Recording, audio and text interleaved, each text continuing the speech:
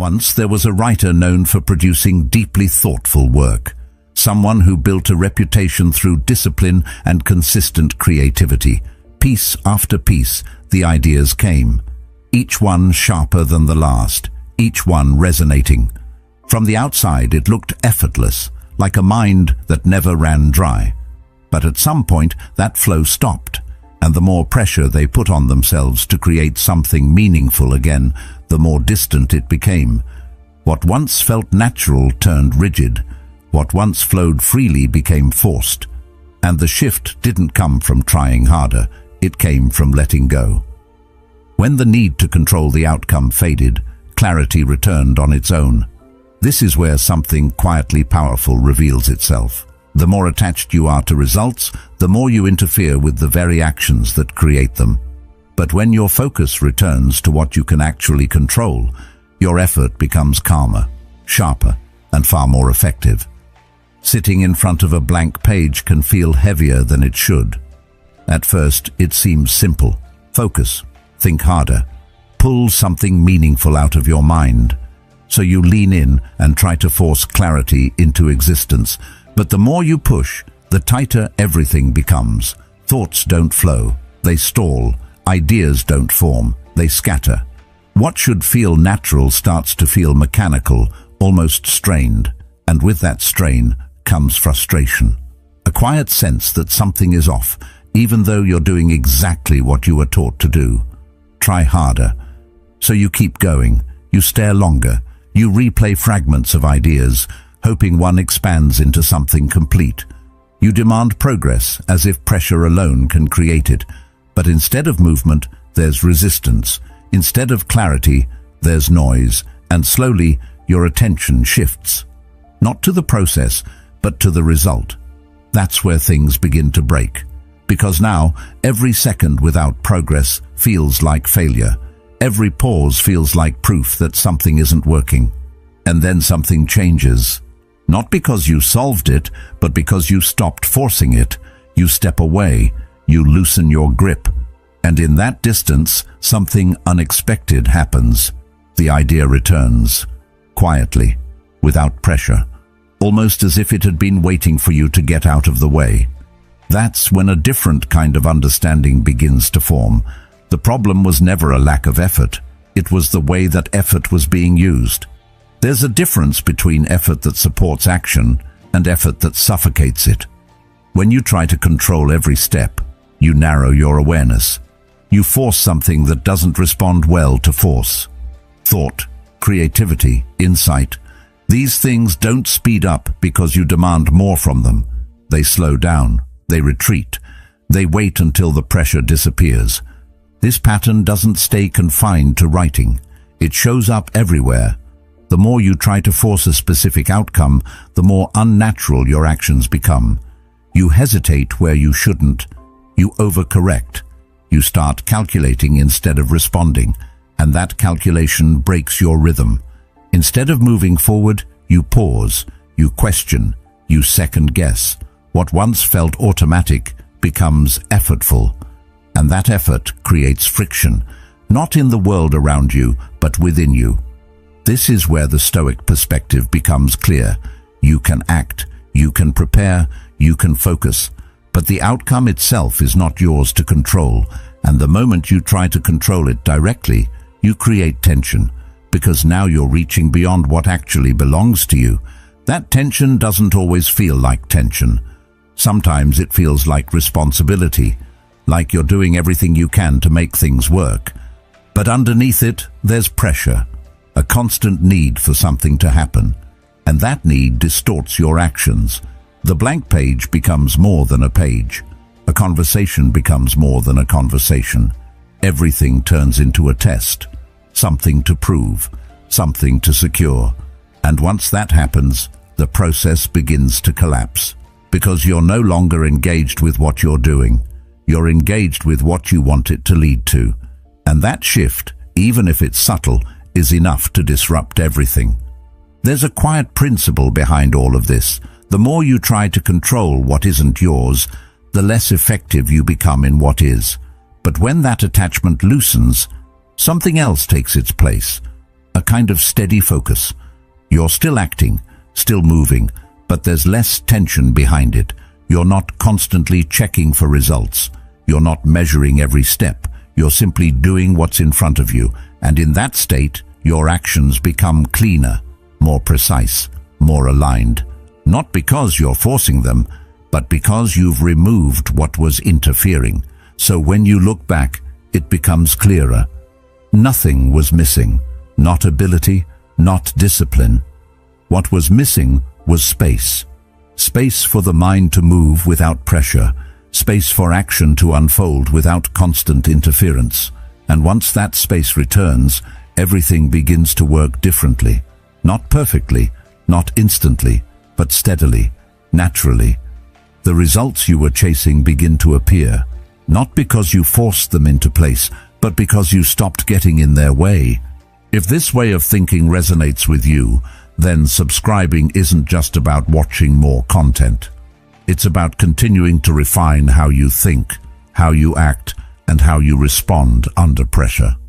So if you're choosing that path, consider subscribing as a quiet step toward a clearer and more disciplined mind.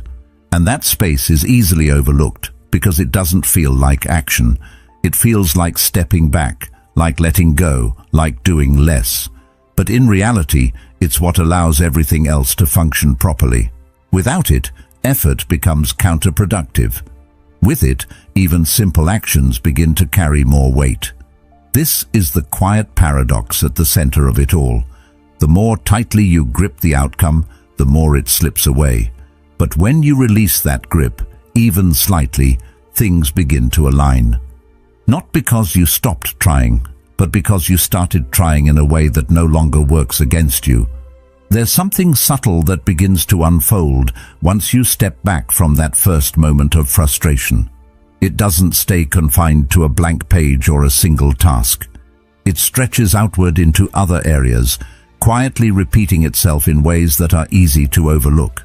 The same tension that blocks creativity begins to appear in conversations, in decisions, in performance.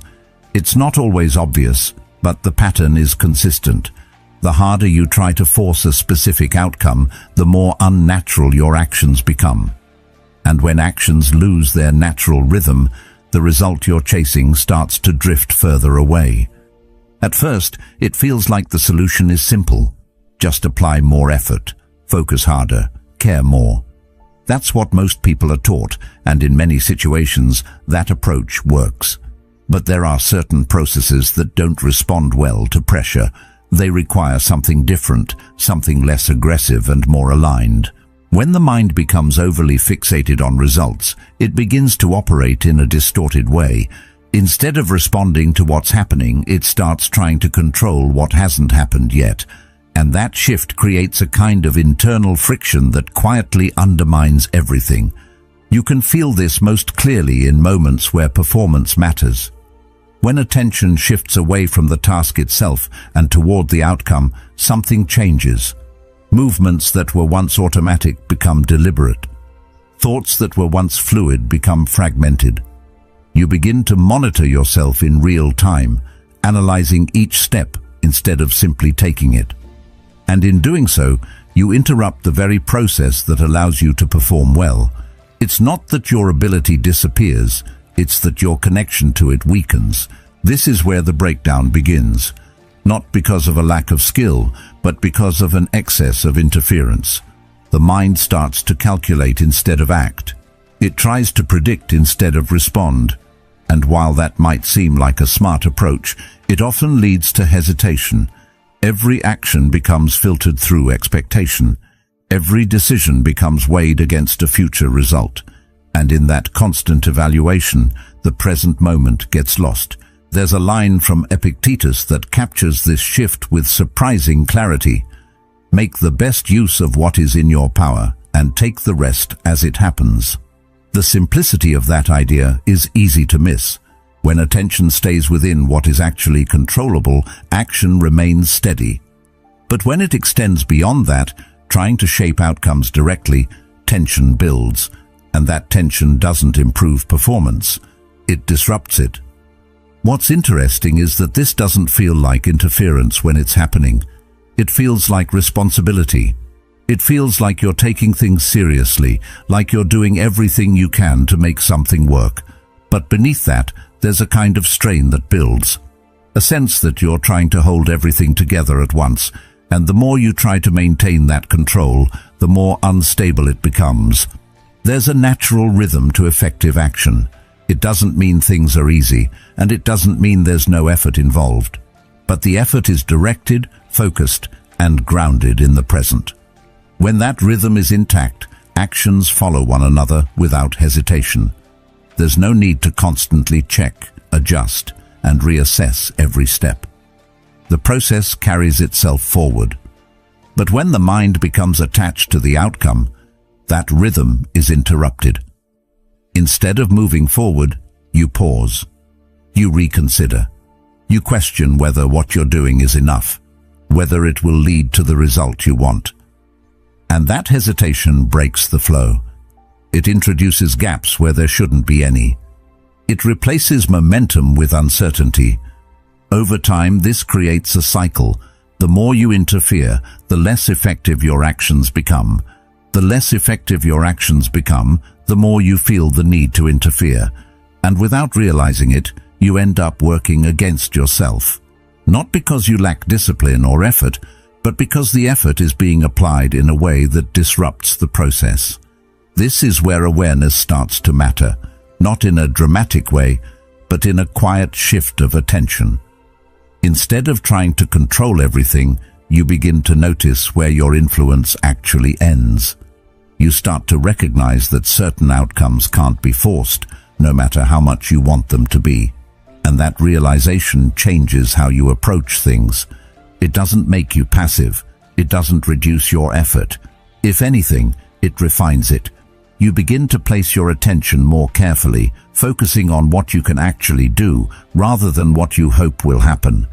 And in doing so, you remove the unnecessary pressure that was clouding your actions. The result of that shift is subtle but significant. Actions become cleaner. Decisions become quicker. There's less second-guessing, less hesitation. Not because you suddenly have more certainty, but because you're no longer trying to control what can't be controlled. You're working within the limits of your influence instead of pushing against them. And within those limits, something starts to open up. There's more room to respond to what's actually happening rather than what you fear or expect might happen. Your attention becomes more grounded, more present. And in that state, performance improves. Not through force, but through alignment. This pattern keeps repeating itself, not as a problem, but as a signal.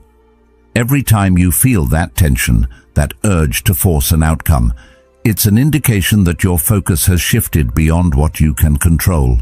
And each time you bring it back even slightly, you restore that natural rhythm. So the issue was never about trying too little. It was about trying in a way that interferes, and once that becomes clear, the approach changes. Effort remains, but it becomes quieter, more precise, less reactive.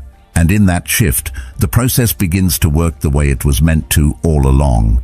There's a version of this pattern that becomes even more visible when other people are involved. It doesn't show up as a blank page or a stalled idea, but as a subtle tension in the way someone carries themselves. You can sense it in conversations, in tone, in the way words are chosen.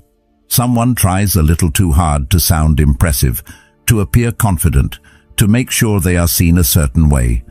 And even if nothing is said directly, something feels off. Not dramatically, not in a way that's easy to point out, but enough to create distance. It's not that the effort is obvious.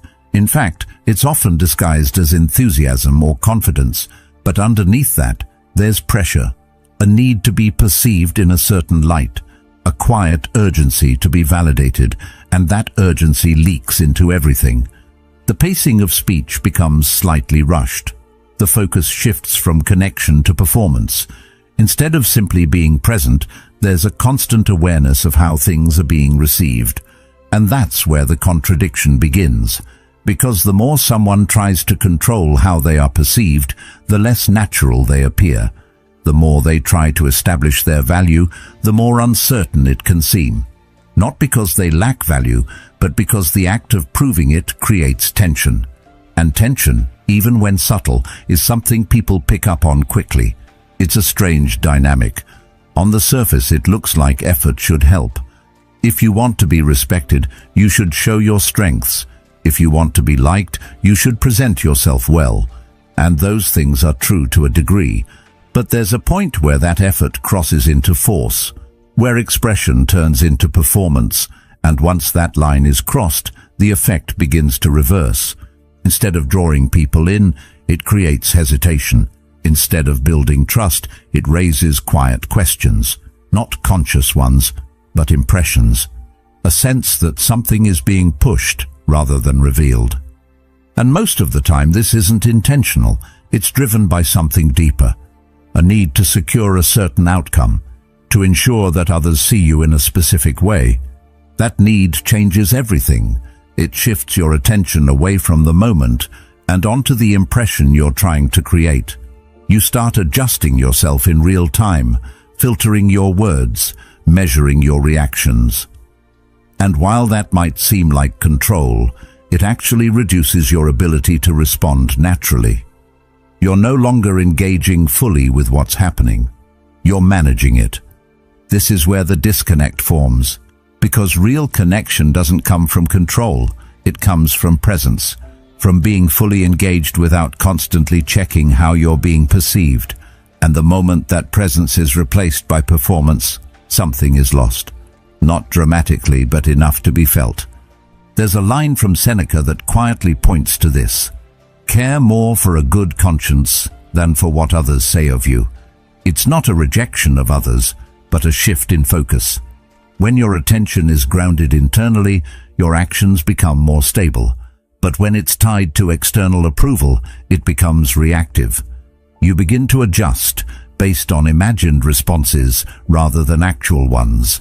And that reactivity creates instability, because you can't fully control how others see you. No matter how much you try to shape that perception, there are too many variables, different perspectives, different expectations, different interpretations, and trying to manage all of that at once is not just difficult, it's impossible. So what happens instead is a kind of overcompensation. You try a little harder, you emphasize a little more, you push just enough to make sure your message lands. But each of those adjustments adds more tension.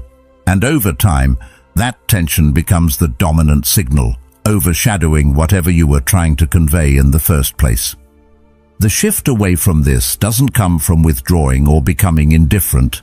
It comes from removing the need to prove something in every interaction, from allowing your actions to stand on their own without constant reinforcement. And when that need fades, something changes immediately. There's less pressure behind your words, less urgency in how you present yourself. You're no longer trying to control the outcome of every exchange. And because of that, your attention returns to the moment itself. You listen more clearly, you respond more directly, there's less filtering, less hesitation, and that creates a different kind of presence, one that doesn't need to announce itself. It's steady, grounded, and noticeably more authentic. Not because you're trying to appear that way, but because you're no longer trying to appear as anything at all. People tend to respond to that without needing to understand why. There's a sense of ease in it, a lack of pressure that makes interaction feel more natural, and ironically, the very things that were being forced before, respect, interest, connection, begin to emerge without being pushed. This doesn't mean that effort disappears, it just changes direction. Instead of being used to shape perception, it's used to stay present, to remain grounded in what you're actually doing rather than what you hope it will lead to. And in that shift, the entire dynamic transforms. What was once controlled becomes responsive. What was once forced becomes fluid. And the need to constantly manage how you are seen begins to dissolve. Not because it was suppressed, but because it's no longer necessary. So when nothing needs to be proven, there's nothing left to defend. no image to maintain, no impression to secure. And in that absence, something stronger takes its place. A quiet confidence that isn't dependent on how it's received. And that confidence doesn't come from trying harder. It comes from letting go of the need to try in that way at all. There's another layer to this that doesn't involve other people at all. It happens quietly, entirely within your own mind, and because of that, it's even harder to notice. You sit with a thought you don't want. Maybe it's worry, maybe it's doubt, maybe it's something uncomfortable that keeps returning, and your first instinct is to get rid of it. You try to push it away, distract yourself, replace it with something better, but instead of disappearing, it lingers. It repeats. It becomes sharper, more persistent, almost as if your resistance is feeding it. This is where effort begins to turn against itself. Not because effort is inherently wrong, but because it's being applied in a way that creates friction. You're trying to move in one direction while simultaneously holding on to the very thing you want to leave behind. And that creates tension. The mind becomes divided. One part is pushing, the other is holding, and in that conflict nothing resolves. There's a quiet observation from Carl Jung that captures this dynamic in a simple way. What you resist persists.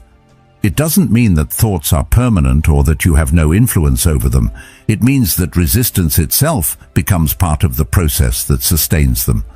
When you push against something internally, you create a kind of psychological pressure that keeps it in place.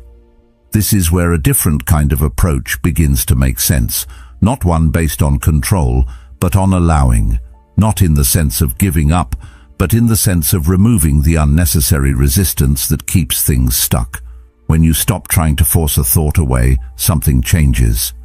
The tension around it begins to dissolve, and without that tension, the thought has less to hold on to. It doesn't disappear instantly. It doesn't vanish the moment you stop resisting, but it begins to lose its intensity. It becomes just another part of your awareness, rather than something that dominates it.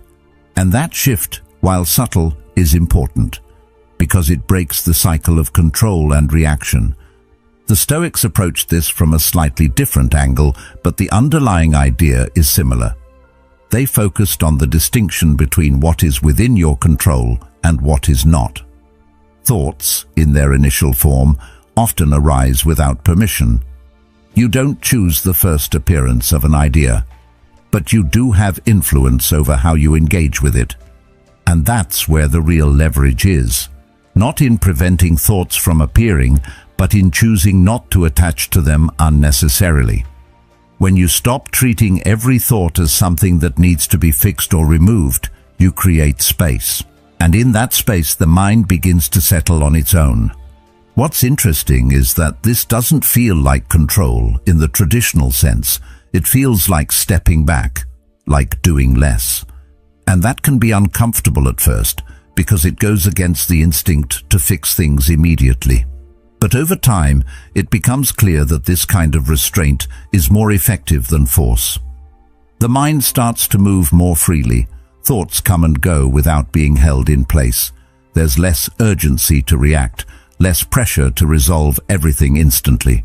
And in that quieter state, clarity begins to return, not because you forced it, but because you stopped blocking it. So the issue was never the presence of the thought itself. It was the relationship to it, the tension created by trying to eliminate it immediately. And once that tension is reduced, the entire experience changes. Instead of being trapped in a cycle of resistance, you're able to observe without reacting, to notice without attaching. And that changes the direction of your attention. It moves away from control and toward awareness. And in that shift, the mind becomes less crowded. Not because thoughts are gone, but because they're no longer being held in place. They pass through more easily without leaving the same kind of impact. This is where effort becomes more precise. Instead of being used to fight against your own mind, it's used to remain steady within it, to maintain a certain level of clarity without trying to force it into existence. And once that becomes familiar, the pattern is easier to recognize. Each time you feel that urge to push something away, you see it for what it is. Not a solution, but a source of friction. And in choosing not to engage with it in the same way, you allow the process to unfold differently. So the mind doesn't need to be controlled as much as it needs to be understood. And once that understanding is in place, the need for force begins to fade. Creativity seems like something that should respond to effort. It feels reasonable to assume that the more you push, the more you should get in return. Sit down, focus, think harder, and something meaningful should emerge. That's how most forms of work operate, so it's easy to expect the same here. But creativity doesn't follow that pattern. The moment you try to force it into a specific shape, it begins to tighten. Ideas don't expand under pressure. They shrink. They hesitate. They lose the fluidity that allows them to grow into something complete. At first, it's subtle. You start with a direction in mind, something you want to create or express. That part is natural, but then the expectation builds. It has to be good. It has to work. It has to lead somewhere. And with that expectation, your attention shifts. You're no longer exploring, you're evaluating. Every thought is measured against an outcome. Every idea is judged before it has time to develop. And that judgment interrupts the process before it can move forward. So instead of allowing ideas to unfold, you start controlling them. You try to guide each step, to make sure everything fits together perfectly from the beginning. But that control comes at a cost. It removes the openness that creativity depends on. It replaces curiosity with pressure. And once that happens, the process becomes rigid. You're no longer discovering anything. You're trying to construct something that meets a predefined standard. That rigidity is what blocks progress, not because you lack ideas, but because you're not giving them the space to evolve. You're expecting clarity before the process has had time to produce it, and in doing so you cut off possibilities before they can form. Creativity needs movement. It needs room to shift, to change, to take unexpected directions. But when everything is tightly controlled, that movement disappears. There's a line from Plato that reflects this in a simple but precise way. Thinking is the talking of the soul with itself. When that conversation is forced, it becomes strained. It loses its rhythm. But when it's allowed to unfold naturally, it becomes fluid again. Ideas don't need to be pulled out. They need to be listened to. And that requires a certain level of patience. This doesn't mean effort disappears, it just changes its role. Instead of being used to force results, it's used to stay engaged with the process, to keep showing up without demanding immediate outcomes. That kind of effort is quieter. It doesn't push as aggressively, but it sustains the conditions that creativity depends on. The difficulty is that this approach feels counterintuitive. It feels like you're doing less, even though you're actually doing something more precise. You're removing the pressure that disrupts the process. You're allowing ideas to form at their own pace instead of trying to accelerate them. And while that might seem slower, it's often more effective. Over time, this changes how you approach creative work entirely. You stop trying to control every detail from the beginning. You allow things to be incomplete, to develop gradually. You give ideas room to grow instead of forcing them into a finished form too early. And in that openness, something shifts. The process becomes more responsive. Instead of feeling stuck, you start to move with it. One idea leads to another without being forced. There's less hesitation, less second-guessing. Not because everything is clear from the start, but because you're no longer trying to make it clear immediately. This is where creativity becomes sustainable, not something that depends on constant pressure, but something that emerges from a steady, open engagement. You're still involved, still active, but there's less tension behind what you're doing.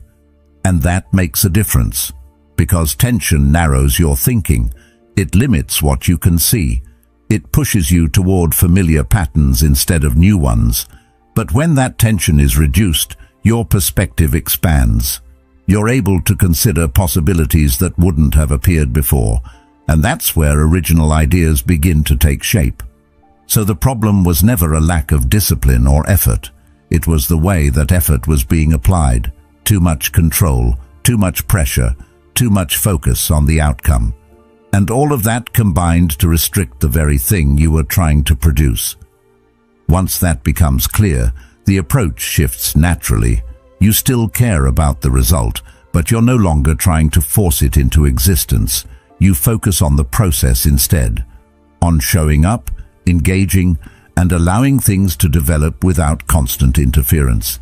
And in that shift, creativity becomes less unpredictable, not because you've learned to control it, but because you've learned how not to disrupt it. You understand where your influence helps and where it begins to interfere, and that understanding changes everything.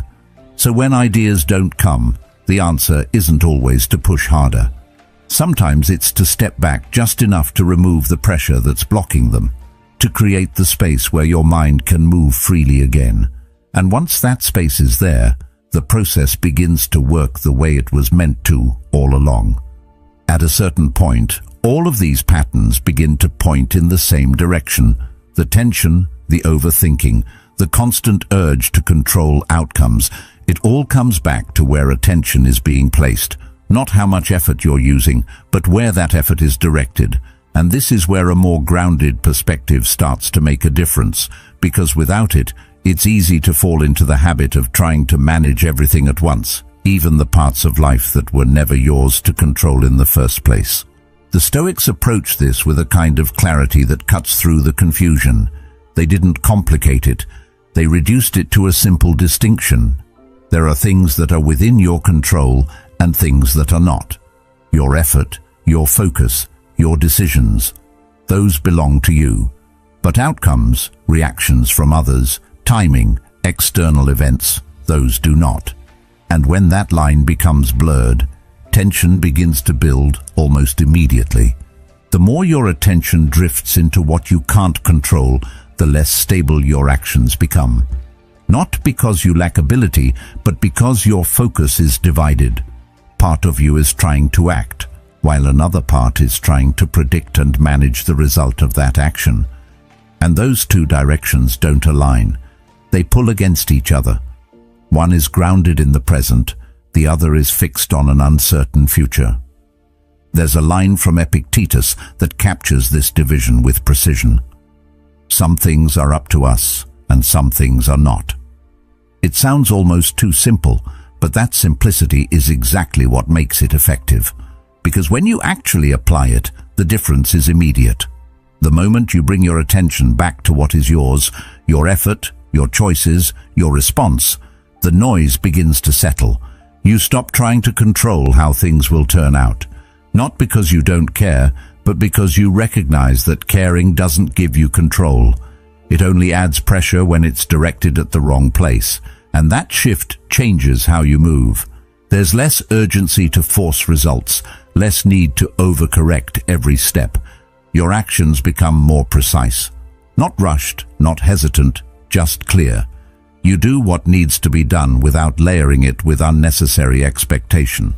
And because of that, there's less friction in the process. You're no longer working against yourself by trying to manage outcomes that aren't yours to manage. This doesn't remove uncertainty, that part remains. But it changes how you relate to it. Instead of trying to eliminate it, you work within it. You accept that results will come in their own time, shaped by factors beyond your control. And that acceptance removes a significant amount of tension from your actions. It also brings a different kind of consistency. When your focus is tied to outcomes, your motivation rises and falls depending on what happens. If things go well, you feel confident. If they don't, you hesitate. But when your focus is on what you can control, that stability increases. You act because it's within your control to act, not because you're guaranteed a specific result. And that creates a steadier form of progress, one that isn't constantly interrupted by doubt or overthinking. You move forward without needing constant reassurance that things will work out. And in doing so, You actually improve your chances of things working out because your actions are no longer distorted by unnecessary pressure. There's also a kind of freedom in this that's easy to miss. When you stop trying to control everything, you release yourself from a responsibility that was never yours to begin with. You're no longer carrying the weight of every possible outcome. You're focused on what you can actually influence. And that focus is lighter, more manageable, more effective. This is where clarity starts to replace confusion. Decisions become simpler because they're based on what you can do, not on what might happen. You're no longer trying to calculate every possible result before taking action. You're responding to the present moment with the information you have, and that's enough. Over time, this changes how you experience effort itself. It becomes less strained, less reactive. You're still engaged, still committed, but there's less tension behind it. You're not forcing things into place. You're allowing them to unfold while doing your part with precision. And that precision matters, because when your actions are aligned with what you can control, they become more effective. Not because you've guaranteed the outcome, but because you've removed the internal obstacles that were getting in the way.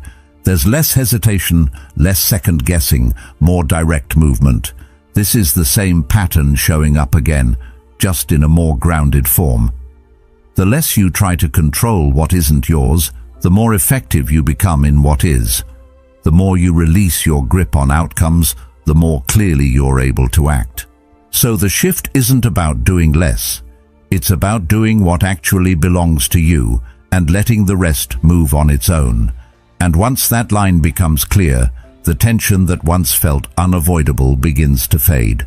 What's left is something quieter, but far more stable, a way of moving through things without constantly trying to control them.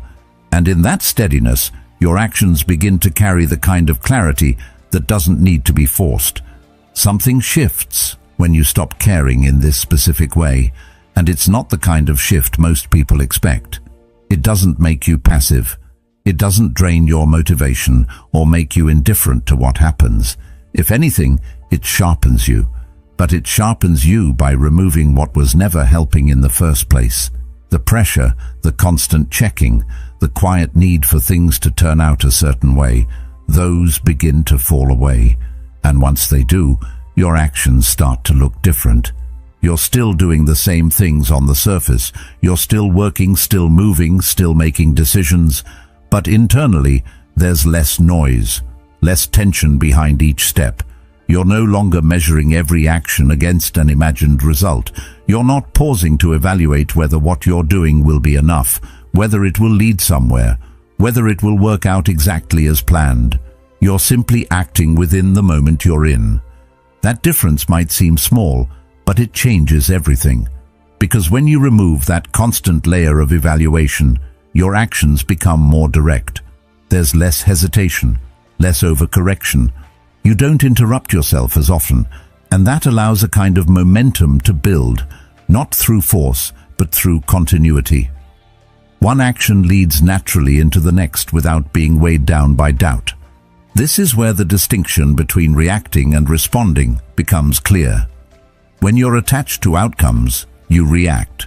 You adjust constantly based on what you think might happen or what just happened. Your actions become tied to results that are still unfolding, but when that attachment loosens, you respond instead. You act based on what is actually in front of you, not on projections or fears. And that response is cleaner, more stable. There's a line from Marcus Aurelius that captures this state with quiet precision. If you seek tranquility, do less. It doesn't mean doing nothing. It means removing the unnecessary, the extra layers of thought, the constant need to control, the tension that doesn't contribute to the action itself. And once those layers are stripped away, what remains is something far more effective. Your attention becomes grounded, not scattered across outcomes and possibilities, but focused on the task itself. You're not thinking 3 steps ahead while trying to act in the present. You're here, fully engaged with what you're doing, and because of that, your actions carry more weight. Not because you're forcing them, but because they're no longer diluted by distraction. This also changes how you experience effort. It no longer feels like pushing against resistance. It feels more like moving with something. There's still energy involved, still commitment, but it's not strained, it's directed. You're not trying to bend the process to fit your expectations. You're working within it, allowing it to unfold while doing your part with clarity. And in that clarity, something important disappears. The friction that was slowing everything down, the internal conflict between what you're doing and what you wish would happen. That conflict used to sit behind every action, quietly interfering. But once the need to control outcomes is reduced, that interference fades. You begin to notice how much smoother things feel. Decisions come more quickly, not because you're rushing, but because you're no longer overanalyzing every possibility. You trust your ability to respond in the moment, rather than trying to predict everything in advance. And that trust creates a different kind of stability. It's not based on certainty, it's based on alignment. You're aligned with what you can actually do, rather than what you hope will happen. And that alignment removes a lot of unnecessary strain. You're no longer carrying the weight of outcomes that haven't even occurred yet. This doesn't mean everything suddenly works out perfectly. Results are still influenced by factors outside your control, but your relationship with those results changes. You're less affected by them, less thrown off when things don't go exactly as expected. And because of that, you're able to continue acting without disruption. That continuity is what makes the difference over time. Not a single perfect action, but a steady flow of clear, undistorted ones. Actions that aren't constantly being interrupted by doubt or pressure. And as those actions accumulate, they naturally lead to better outcomes. Not because you forced those outcomes into place, but because you removed what was getting in the way of reaching them. The process was always capable of producing results. It just needed to function without interference. There's also a quiet confidence that begins to form in this state, not the kind that needs to prove itself, but one that comes from experience. You see that when you act without unnecessary pressure, things tend to move more smoothly. You trust that process more, not because it guarantees anything, but because it works consistently, and that trust reinforces the shift. It makes it easier to let go of the need to control everything, to focus on what's in front of you and allow the rest to unfold. Not as a passive choice, but as a deliberate one. So what really changes isn't your level of effort, but the quality of it. You're no longer pushing against yourself. You're no longer dividing your attention between action and outcome. You're fully engaged in what you're doing, and that engagement carries you forward. And in that forward movement, something becomes clear.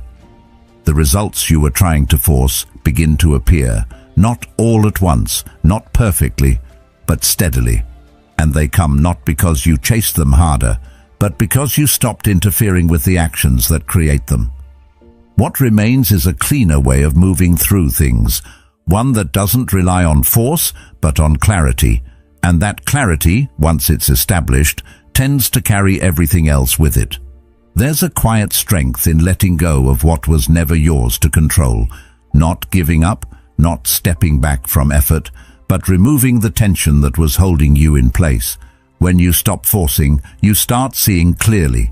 When you stop chasing, you start moving forward.